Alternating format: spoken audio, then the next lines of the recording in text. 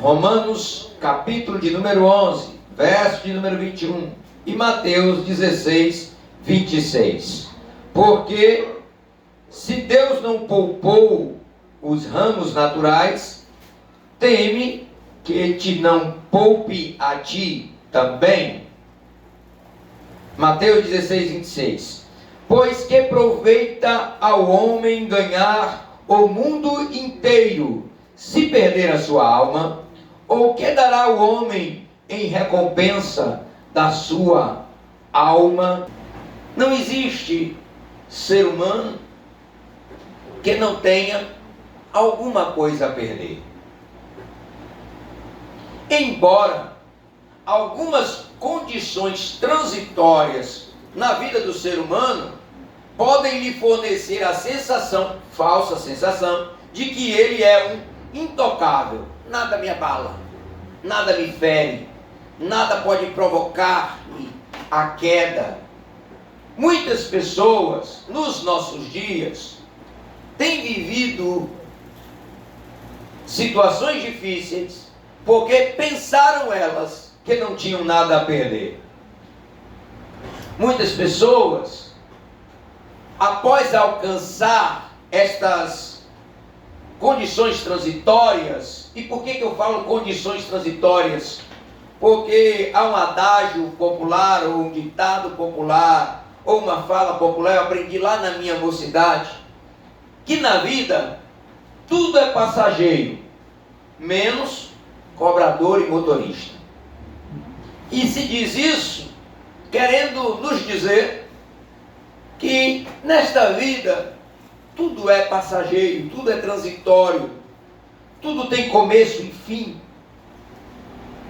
Embora algumas posições colocam o homem em uma situação em que ele pensa que não tem nada a perder.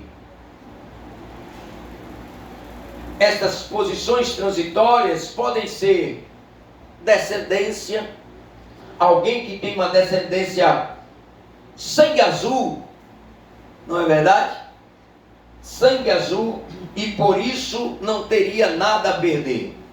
Se nós olharmos para o nosso país, por exemplo, que já foi um império, que já tivemos reis, e hoje poucos de nós conhecemos alguém dessa descendência.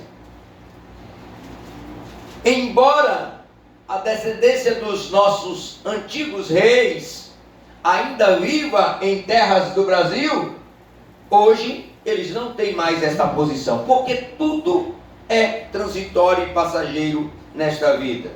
Talvez alguém imagine que por ser muito sábio, que por ter muita sabedoria, também esteja em uma posição em que ele se torne alguém intocável, ou poder, ou quem sabe riqueza, ou quem sabe ainda fama, ou status. Todas estas condições que são transitórias podem colocar o homem em uma pergunta um pouco diferente da afirmação que fizemos, nada a perder. Alguém pode pensar, como é que eu vou perder?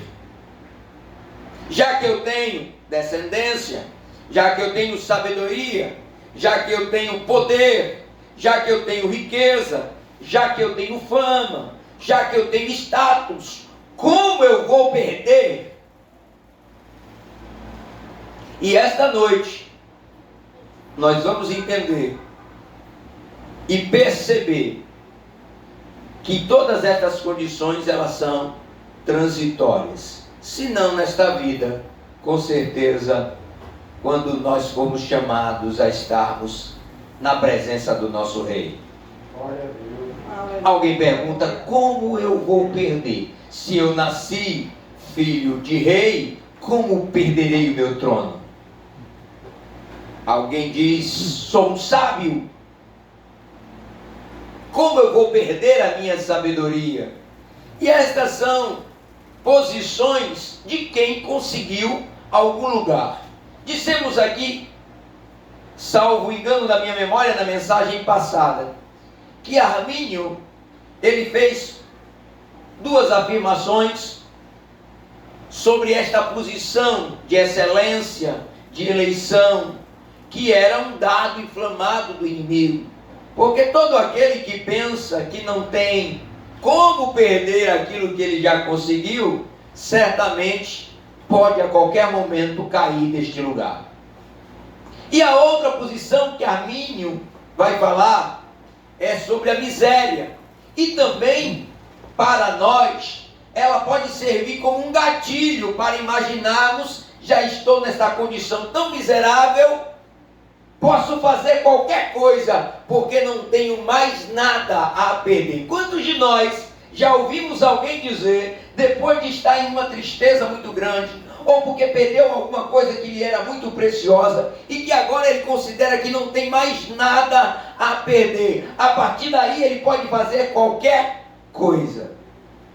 Todos nós conhecemos alguém que já tenha tido ou a primeira posição, como eu vou perder? Ou também já conhecemos alguém que disse, eu não tenho mais nada a perder.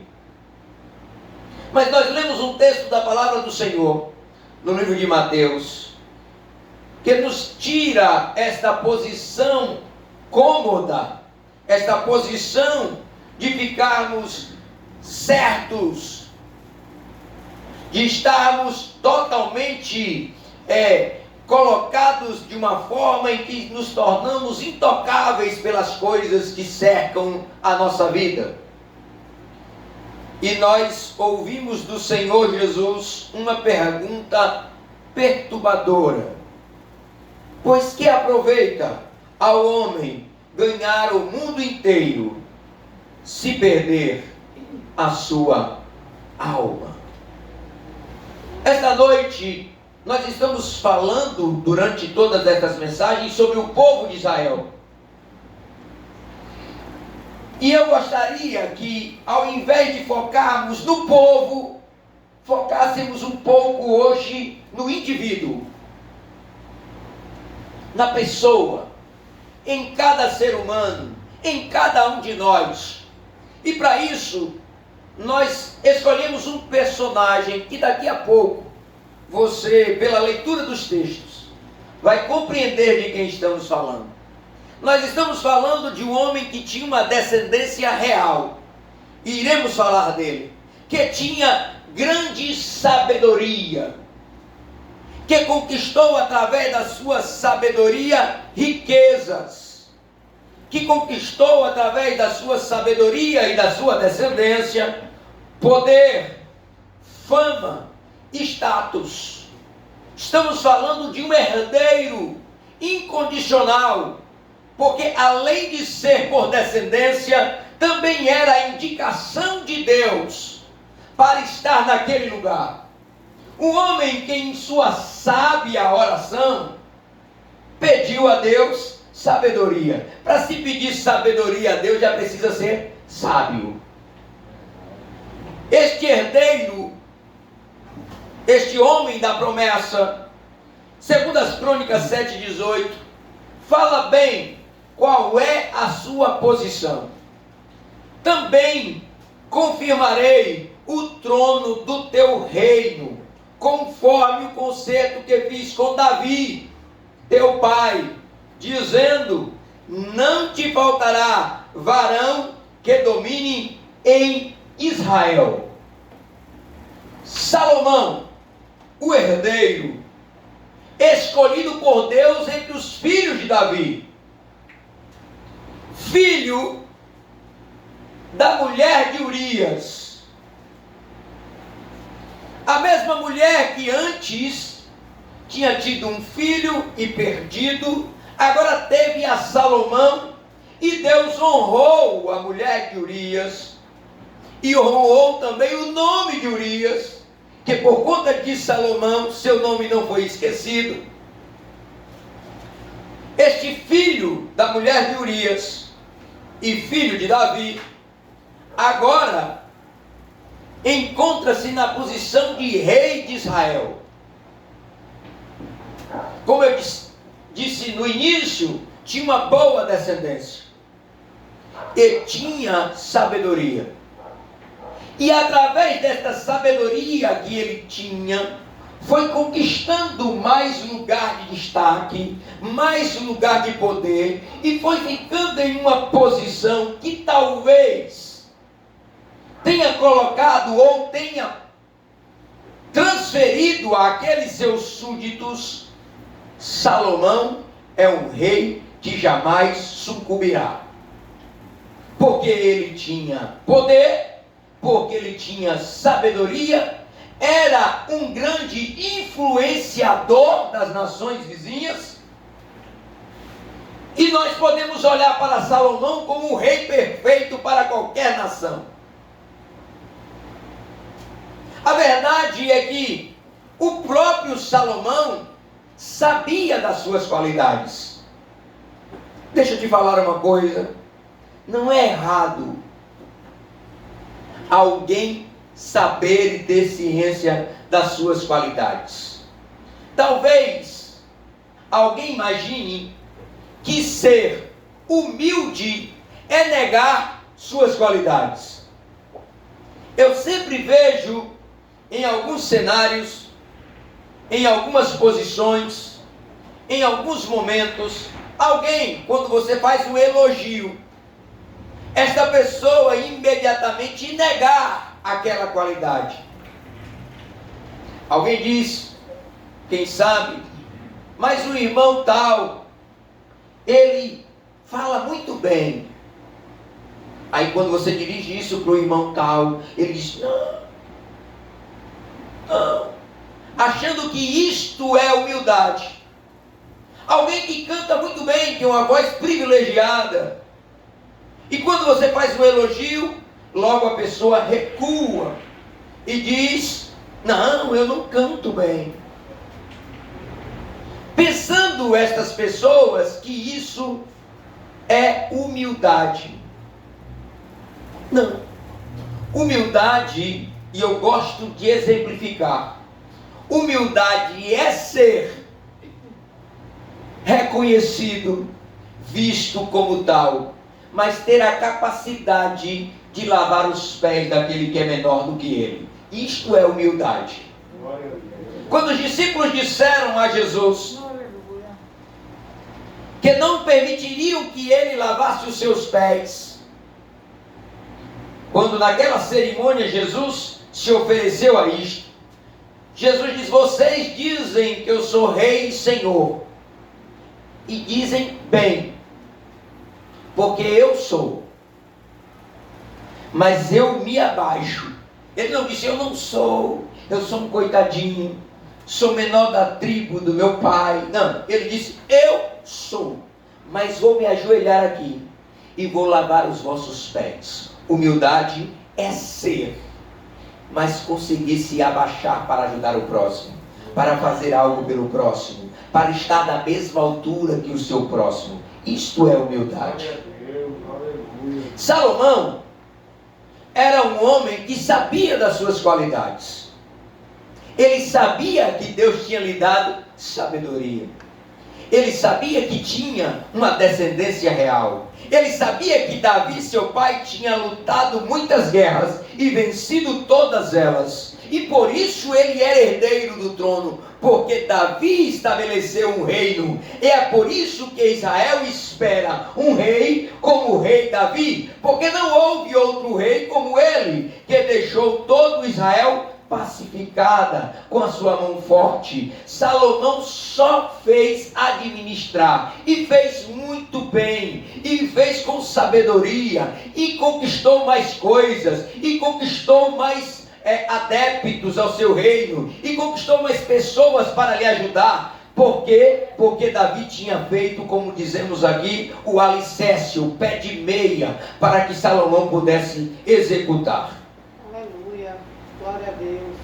Então nós entendemos aqui, olhando para a vida de Salomão, é que Salomão é este homem, elevado sobre os demais, com muita inteligência, muita sabedoria, e ele governa Israel de maneira sábia, e vai conquistando. Eu gostaria que você abrisse a sua Bíblia no livro de Reis, capítulo de número 4, versículo 1, 21 e 34, todos no mesmo capítulo. Eu vou lendo enquanto você abre a sua Bíblia. 1 Reis 4, 1.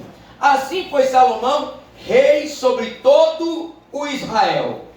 21. E dominava Salomão sobre todos os reinos, desde o rio até a terra dos filisteus, e até ao termo do Egito, os quais traziam presentes e serviam a Salomão todos os dias da sua vida. Versículo 34. E vinham de todos os povos a ouvir a sabedoria de Salomão e de todos os reis da terra, que tinham ouvido da sua sabedoria. Aleluia. Eu gostaria de lhe lembrar, Salomão era grande, Salomão era poderoso, Salomão foi grande rei em Israel. As nações ficavam perplexas, como pode uma nação tão pequena ter um rei como este? A ponto que todos iam procurar Salomão, lhe davam presente para que ele lhe desse de volta conhecimento, sabedoria, instruções. Salomão talvez tenha se colocado na posição que eu disse anteriormente no início da nossa mensagem. Como é que eu vou perder isso aqui? Como haveria algo que pudesse me tirar desta posição? Como eu vou perder tudo isso que eu conquistei? Primeiro, meu pai que solidificou e pacificou a nação de Israel. E eu agora, com a minha sabedoria, estou expandindo o meu reino. Como? Aleluia. Mas que proveito ao homem ganhar o mundo inteiro se perder a sua alma? Salomão, se nós estivéssemos vivendo com ele, seria o que para nós hoje, principalmente nesta era digital, seria chamado de coach. Aquele que sabe as técnicas para uma vida vitoriosa. Se Salomão estivesse nos nossos dias, talvez não escrevesse o livro de Provérbios. Ele escreveria 7 passos para o sucesso. Ou quem sabe, 3 passos para o sucesso. Não sei como seria o título, porque não tenho a sabedoria de Salomão. Mas certamente nos nossos dias, ele seria este homem. Seria talvez o maior influenciador do nosso país ou do mundo. Com certeza seria. Eu coloquei aqui que Salomão seria o coach das galáxias.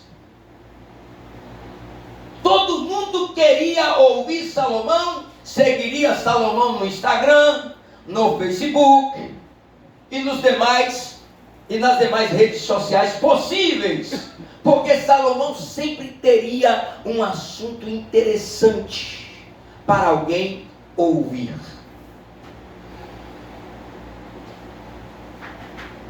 Assim como hoje muitos de nós estão procurando nos coaches instruções para a vida, certamente que o mundo inteiro naquele tempo, se tivesse estas ferramentas que nós temos, não iriam até Israel. De longe mesmo falariam com Salomão e ele mandaria uma mensagem pelo WhatsApp. Algumas plataformas Salomão teria criado. Como fazer aumentar os seus zeros na conta bancária com 6 passos. Salomão seria, parece-me que eu ouvi esta manhã, que o maior influenciador hoje, ou a pessoa que é mais seguida no Brasil, tem 100 milhões de seguidores. Salomão teria no mínimo 7 bilhões. O mundo inteiro correria para ouvir Salomão. Só quem não iria ser seguidor de Salomão é talvez você que não tem Instagram. E por que eu estou falando isso, queridos irmãos? Porque Salomão era este homem, com grande sabedoria. 1 Reis 4,32 tem um texto que eu gostaria que você lesse. É só para você dimensionar a qualidade de Salomão. E disse 3.000 provérbios, e foram seus cânticos 1.005. Você já imaginou isso? Esta qualidade de Salomão, nos nossos dias, representaria o mesmo que naquele tempo representou. Todos iriam querer ter com Salomão. Só que tem um detalhe, queridos irmãos, e é aqui que eu quero que você pense comigo. Assim como aquelas pessoas que iam ter com Salomão e que ouviam seus provérbios, não eram discípulos de Salomão. Eu quero fazer uma diferença aqui esta noite. Uma coisa é você ser seguidor, outra coisa é você ir lá ouvir aquela pessoa, e outra coisa bem diferente é ser discípulo de alguém. Porque para ser discípulo, você precisa andar junto. Você precisa estar junto. Você precisa saber como ele é com a família. Não dá para saber como é o influenciador que diz que vive muito bem com a sua esposa nas redes sociais. Não dá para saber se é verdade. Não dá para saber se aquele casamento que você olha nas redes sociais e diz assim: eu queria ter um marido assim, eu queria ter um marido tão bom quanto ele. Não dá para saber pelas redes sociais ou à distância se de fato aquele casamento, aquele marido é tudo aquilo que ele parece ostentar. As pessoas iam para ouvir Salomão, mas não moravam com Salomão, não andavam com Salomão, não eram discípulos de Salomão. Este coach das galáxias, que ninguém podia verificar o seu comportamento a fundo, e que em alguns textos, Provérbios 2,16 e Provérbios 5,3, ele até orienta a distância aqueles que iam conversar com ele, aqueles que procuravam ele. Ele até diz uma coisa muito certa, mas que ele mesmo não aplica à sua vida. Todo influenciador, todo coach, ele é sempre alguém que faz um discurso muito belo e muito promissor, mas que ele mesmo não aplica à sua vida. É como o fariseu do tempo de Jesus. Vocês colocam cargas muito pesadas nas pessoas, mas nem com o dedo quer empurrar. A maioria destas pessoas que estão dizendo como é fácil ser feliz, como é fácil ter uma vida de vitória, quantos passos você tem que dar para conseguir a vitória, ele, na vida dele particular, não corresponde àquilo que ele prega. Salomão era um coach como os dos nossos dias, porque ele ensinava certo, mas fazia errado. É verdade. Aleluia. Tinha muita sabedoria para dizer como era certo. E ninguém fique pensando que eu estou aqui falando algum mal de Salomão. Daqui a pouco vocês vão ver o que Salomão fez.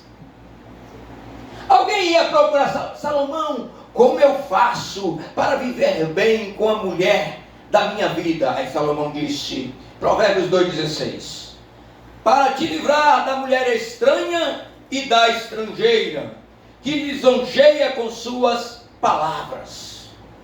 Salomão está dizendo para todas as nações, mas principalmente para Israel, livre-se das mulheres estrangeiras. Provérbios capítulo de número 5, versículo de número 3. Porque os lábios da mulher estrangeira destilam favos de mel, e o seu paladar é mais macio do que o azeite. Salomão está falando de uma coisa que nos nossos tempos a gente pode chamar de jugo desigual. Para os nossos dias, seria a melhor nomenclatura. Salomão está dizendo, olha, cuidado com as mulheres das outras nações, porque elas têm lábios que destilam favos de mel, e o seu paladar é mais macio do que o azeite. Salomão está dizendo, elas têm uma conversa bonita. Salomão está dizendo, elas têm uma conversa agradável. Ela tem um papo bom. Dá para ficar conversando com ela a noite toda no Instagram.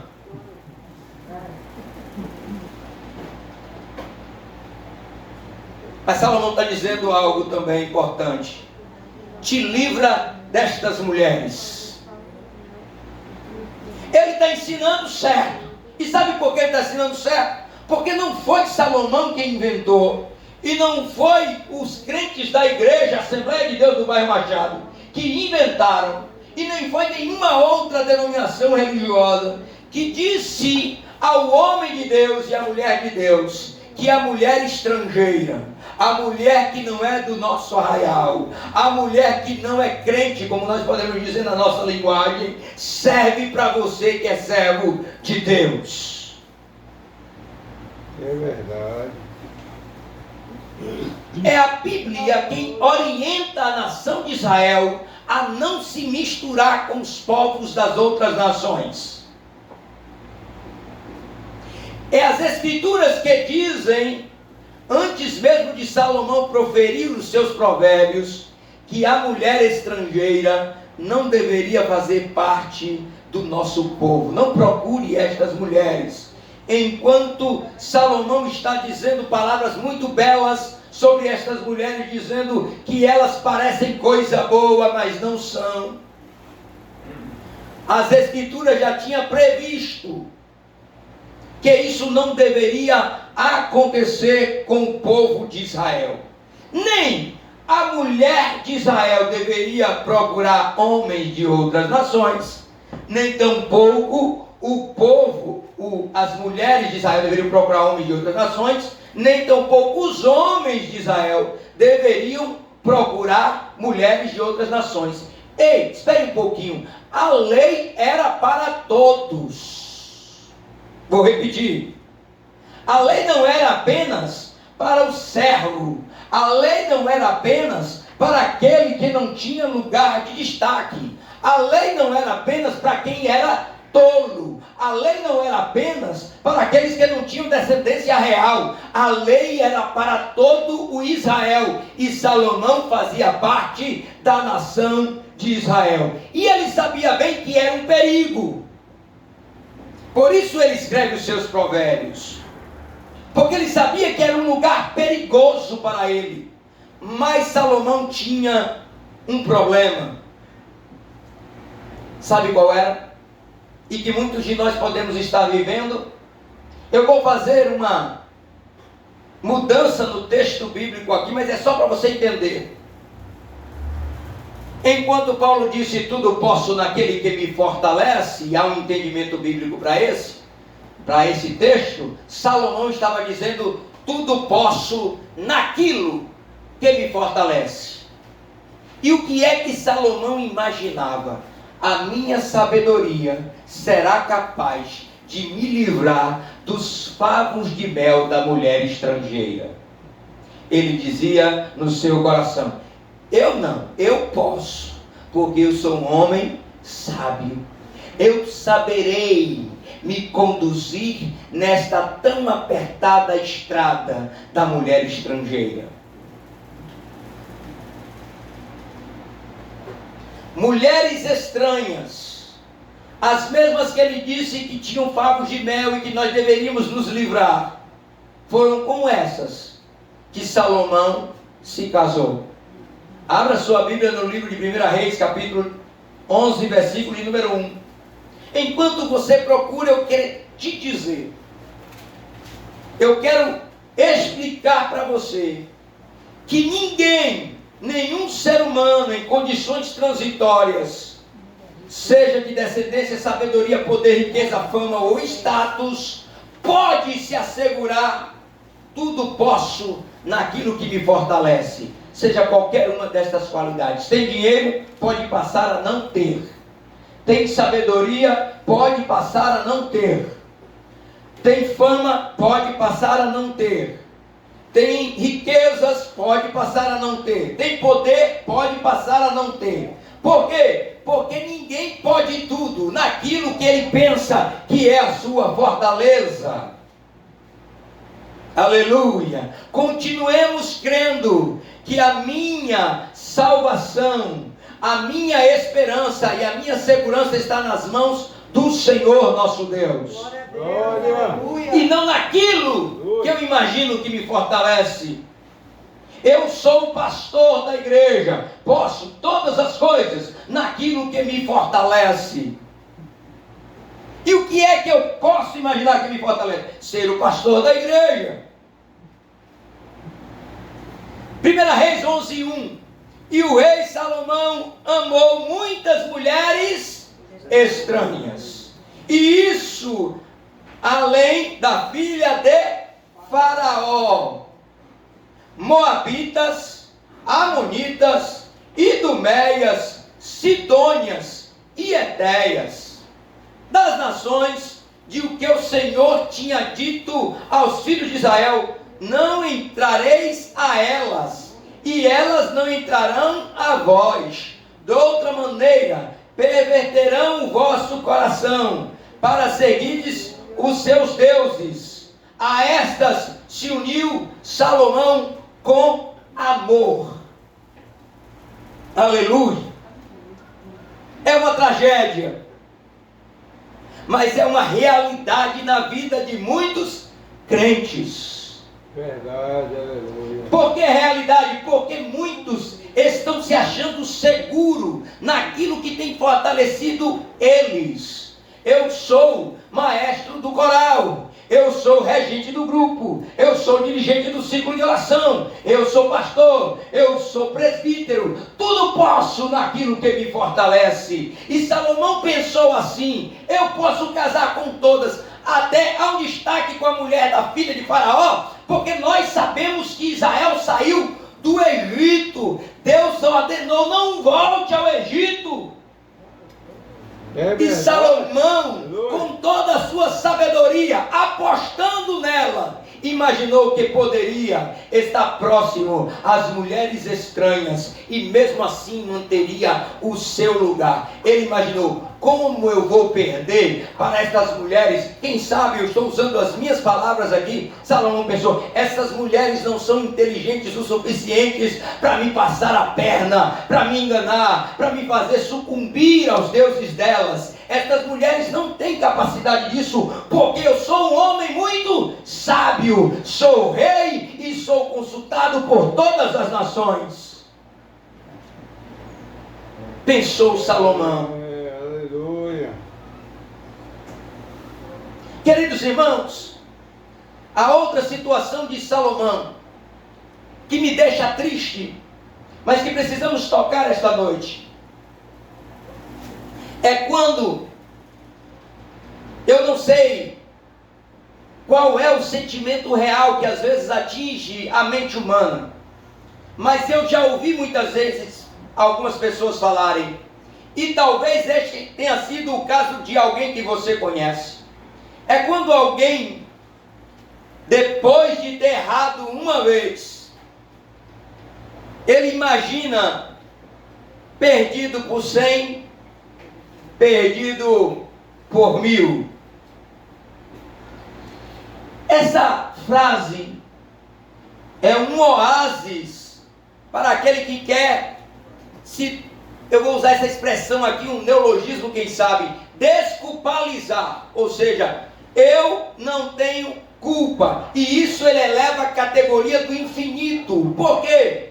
Porque, veja bem, ele já cometeu aquele erro 100 vezes. Ora, não faz diferença mais 900 vezes. Aliás, o fato de ter errado a 100 vezes justifica errar mais 900. E ele coloca-se numa posição em que ele é perdoado não porque errou 100 vezes, mas porque já que errou 100 vezes, pode errar mais 1000. Salomão se colocou nesta posição. Além de amar mulheres estrangeiras, não foram poucas as mulheres estrangeiras. 1 Reis 11, versículo de número 3. E tinha 700 mulheres, princesas, 300 concubinas, e suas mulheres lhe perverteram o seu coração. Aleluia. Aleluia. Eu quero dizer aos irmãos esta noite, por favor, tire do seu coração. Errou uma vez, ainda há chance de retornar. Errou 100 vezes, ainda há chance de retornar. Não precisa chegar a 1000. Aleluia. Salomão, além de amar as mulheres estranhas, ainda amou muitas mulheres estranhas de muitas nações diferentes. Perdido por 100, perdido por 1000, mas Deus esta noite está dizendo a cada um de nós aqui: ainda há chance. Não se lameie neste lamaçal. Eu te lavei, não volte para a lama. Vem para cá, filho meu. Eu te adotei por filho. Quero cuidar de você. Esta posição que eu te coloquei, eu não quero te tirar. Você precisa compreender. Pare agora. Glória. Aleluia. Oh, glória a Jesus. Salomão continuava pensando: como é que eu vou perder? Eu sou muito mais sábio do que todas estas 1000 mulheres, do que todas estas que são de outras nações. Eu sou esperto, eu sou intocável, eu sou inabalável, nada me fará cair. Como eles vão tirar de mim o meu reino? Como elas vão tirar de mim a minha sabedoria? Como elas vão tirar de mim a minha fama? Salomão ensoberbeceu o seu coração. 1 Reis 11, 4. Olha só que texto triste que nós vamos ler agora sobre Salomão. Porque sucedeu que no tempo da velhice de Salomão, suas mulheres lhe perverteram o seu coração para seguir outros deuses, e o seu coração não era perfeito para com o Senhor seu Deus, como o coração de Davi, seu pai. É triste, queridos, quando nós lemos um texto como esse, de um homem sábio, de um rei inteligentíssimo, de um rei que está conquistando o mundo. É triste quando nós olhamos, sempre existirá uma forma, e eu vou usar aqui algo mais para os nossos dias, que Satanás está buscando para encontrar a sua falha. É verdade. Então não imagine que você é intocável. Sempre haverá um jeito como perder. Sempre haverá uma estratégia para derrubá-lo. Não é difícil nós ouvirmos testemunhos de grandes homens de Deus, de homens que foram usados por Deus de forma maravilhosa. Poderíamos citar os nomes aqui, inclusive, mas não faremos isso. Que por conta de uma mulher estrangeira, por causa de uma mulher estranha, o seu ministério foi ao chão. Não existe posição de intocável dentro deste mundo de posições transitórias. Algo pode te alcançar, algo pode te tocar, e a nossa segurança é estar bem no nosso relacionamento com o Papai do céu, porque as adversidades virão, a tentação virá, e se eu me ensoberbecer ao ponto de pensar tudo posso naquilo que me fortalece, certamente, assim como Salomão, eu e você também podemos nos frustrar e cair. É verdade. Salomão perdeu. Sempre há o que perder, queridos. Sempre há o que perder. Estamos usando um exemplo material, mas sempre haverá o que perder. Perde-se comunhão, perde-se espiritualidade, perde-se trato com Deus, perde intimidade com Ele. Há sempre algo que podemos perder. Salomão perdeu. 1 Reis 11:11. Olha que coisa. Primeiro nós lemos um texto muito triste sobre o que aconteceu com Salomão. Agora nós vamos ouvir a sentença por conta da atitude de Salomão. Pelo que disse o Senhor a Salomão: pois que houve isto em ti, que não guardaste o meu conserto e os meus estatutos que te mandei, certamente rasgarei de ti este reino e darei ao teu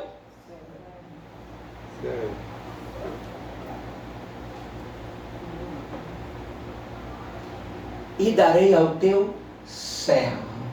Lembra que eu falei de Davi? Salomão era a descendência real, o ilustre, o filho escolhido por Deus e abençoado por Davi para ser o herdeiro. Agora Deus está dizendo: não haverá mais trono para ti. Eu vou rasgar o reino. Sempre há algo a perder. Salomão imaginou que reinaria sobre toda Israel e que ainda deixaria aos seus descendentes todo o reino e a sua grandiosidade. Mas Deus está dizendo: eu vou rasgar o reino. E aqui é onde começa a divisão em Israel. É aqui que Deus faz uma promessa a Jeroboão. Olha, Jeroboão, tu vais ser o servo que vai reinar sobre as 10 tribos. Eu vou fazer um favor por amor a Davi. Não é por amor a Salomão. É por amor a Davi. Eu vou deixar 2 tribos para que ainda haja trono para Davi. Não é para Salomão. Por favor, entenda isso. É reino para Davi.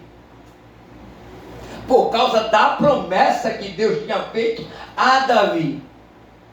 Mas Salomão está perdendo. E ele ainda diz o seguinte: porque Deus é misericordioso, por amor a Davi, teu pai, não farei isso no teu tempo.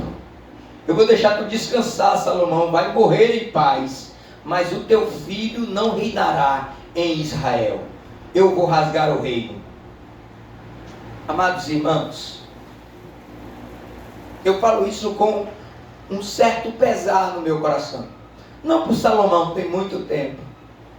Não por ele, mas por entender que Salomão tinha tudo para dar certo. Salomão tinha tudo para ser o melhor rei, inclusive melhor e maior do que o seu pai. É verdade. Por quê? Porque além de tudo que Davi fez para conquistar as guerras, lutou, mas Salomão tinha maior inteligência ou sabedoria da parte de Deus para administrar. E ele foi angariando aliados e crescendo, e ganhava presentes, e orientava o povo. Salomão era e tinha tudo para ser maior que Davi. Mas ao invés disso, nem para a sua descendência ele deixou um lugar para se assentar. É verdade. Amados e queridos irmãos, Israel é rasgada por Deus. 10 tribos se tornam as tribos de Israel, e as outras 2 tribos formam a tribo de Judá, onde Deus providenciou um herdeiro para se assentar sobre aquelas 2 tribos. Eu não quero me alongar no assunto da divisão. Eu quero estar presente com vocês aqui, nesta condição que alguns de nós podem ter colocado no seu coração. Sempre há alguma coisa a perder, se não material, espiritual. Eu tenho algo para dizer aos irmãos e falo com muito cuidado. Mateus 16, 26. Eu vou ler de novo e depois eu explico. Pois que aproveita o homem ganhar o mundo inteiro, se perder a sua alma? Ou que dará o homem em recompensa da sua alma? Você sabia que existe uma disputa teológica, que existe uma disputa para se saber, para se entender, para se promover uma possibilidade de salvação para Salomão? Você sabia que há uma dúvida que paira na mente das pessoas, e principalmente dos teólogos? Será que Salomão foi salvo? Alguém diz que ele se arrependeu no final da sua vida. Alguém diz que alguns textos que ele escreveu demonstram o seu arrependimento. Mas eu não sei bem. E por que eu não sei bem? Porque são as Escrituras que nos informam que sempre há algo a perder quando você desobedece ao seu Senhor. Eu disse aqui que Salomão se colocou numa posição perdido por 100, perdido por 1000. Vamos só imaginar, fazer um cálculo. Digamos que Salomão tenha casado com mulheres de 10 nações diferentes. Nós citamos algumas das nações. Cada uma delas tinha mais de um Deus. E Salomão se prostrou aos deuses daquelas nações. Eu vou perguntar, mas é uma elucubração: quantos deuses será que Salomão adorou? Não sabemos. Talvez um número que nós possamos dizer aqui, quem sabe, mais de 1000 deuses. Eu tenho uma péssima notícia a quem acha que perdido por 100, perdido por 1000. Apocalipse capítulo 22, versículo de número 15. O homem mais sábio que já existiu nesta terra, Salomão, escritor de tantos provérbios, pode estar na lista negra daqueles que irão reinar com o Senhor na glória. É verdade, aleluia. É verdade. Apocalipse 22, 15 diz: ficarão de fora os cães, e os feiticeiros, e os que se prostituem, e os homicidas, e os idólatras, e qualquer que ama e comete a mentira. Eu não estou aqui querendo dizer ou não sobre a salvação de Salomão, não é isso que me importa. Eu quero que você entenda qual é o legado de Salomão. Um legado de dúvida. Enquanto temos certeza que os heróis da fé, a gente vai lá para a galeria e procura, e nós vamos vendo os nomes dos heróis da fé sendo catalogados no livro de Hebreus, capítulo de número 11. O nome de Salomão não consta na lista. Quando nós ouvimos falar sobre os grandes feitos dos homens de Deus e de como eles representam algo diante de Deus, como por exemplo Jó, como por exemplo Daniel, enquanto ouvimos bons testemunhos destes homens sobre Salomão, o que temos é: Salomão na sua velhice se prostrou aos deuses das nações. É verdade, aleluia. Sempre há algo a perder. E eu temo que alguém, imaginando que a única coisa que Salomão perdeu foi o reino, não considere que ele possa ter perdido a alma. É verdade. Amados e queridos irmãos, ou nós nos policiamos para não entrarmos na mesma posição que Salomão, Achamos que temos descendência. Sou filho de crente. Quem sabe alguém pode dizer. E alguém, eu já ouvi várias vezes, alguém dizer: quando a senhora for para o céu, eu grudo no seu calcanhar. Não vai grudar. Salomão não pegou no calcanhar de Davi. Alguém diz, quem sabe, por conta da descendência: mas meu pai ora por mim. Na hora H eu vou me arrepender. Cuidado. Minha mãe e meu pai consagram todas as manhãs de domingo pela minha vida. Haverá tempo para o meu resgate. Cuidado. Que importa o homem ganhar o mundo inteiro, o amor de tantas mulheres, e no fim da sua velhice se prostrar aos deuses pagãos. É verdade. Aleluia! Quando alguém diz assim: mas não há razão para dizermos que Salomão não está no céu. Ah, sim, queridos. O testemunho da vida de Salomão é: ele se prostrou a outros deuses. É verdade.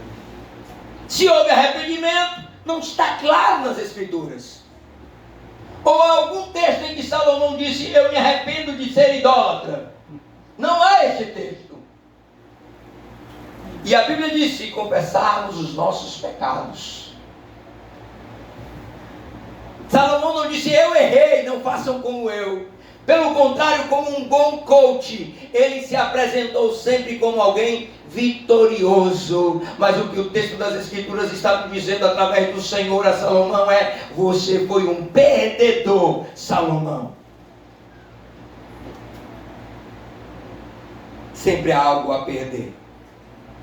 Vigiemos, queridos, porque o nosso galardão é mais importante do que tudo que podemos ganhar neste mundo.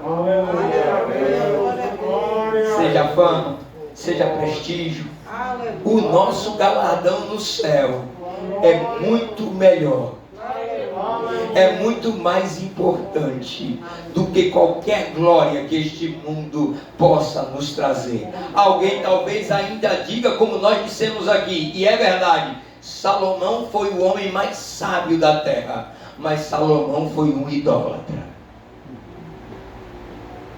É verdade. Sabe? Alguém pode dizer: mas você conhece aquele jovem? Se tornou muito rico e muito famoso, fazendo qualquer tipo de coisa, talvez até ilícita.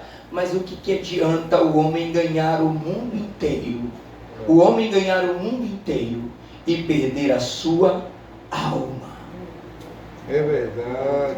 Tenhamos cuidado, porque nós temos algo muito mais precioso que devemos guardar. Aleluia. Nós temos algo muito mais importante para zelar do que as nossas riquezas, do que a nossa fama, do que os nossos sonhos. Eita Jesus!